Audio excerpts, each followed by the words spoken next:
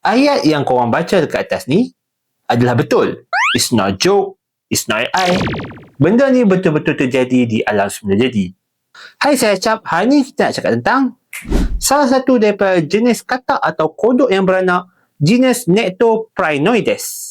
Selalunya yang kita dengar katak atau kodok ni, ia adalah haiwan yang oviparous.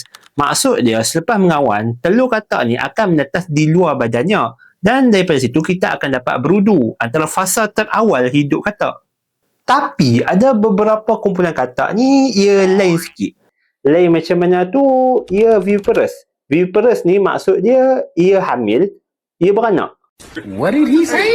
Katak-katak viviparous ni seingat saya ada 17 spesies semuanya, datang daripada 5 genera yang berbeza. Dan jenis yang paling banyak spesies sekali adalah jenis Nectoprinoides. Terdapat 13 spesies semuanya dekat dalam jenis tu.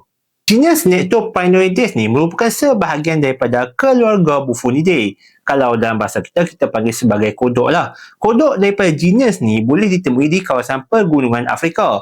Dan baru-baru ni terdapat 3 spesies baru yang ditemui di kawasan pergunungan timur Tanzania.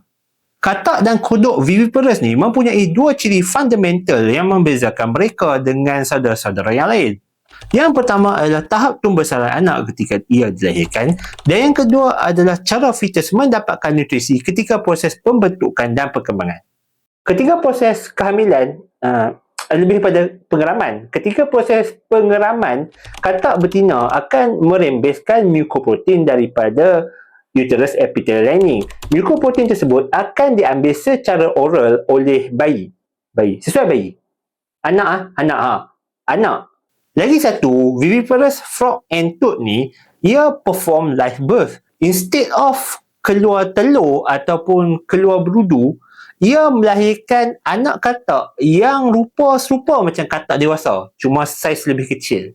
Tempoh katak betina bawa anak dekat dalam perut, atau kita panggil sebagai tempoh pengeraman, selalunya makan masa berbulan-bulan. Ada spesies yang tempoh pengeraman dia mencapai sehingga 9 bulan. 6 bulan pertama, ia dormant dekat dalam tanah. Manakala 3 bulan terakhir, ia aktif dekat atas tanah. Sekarang korang dah tahu ada katak dan kodok yang boleh beranak.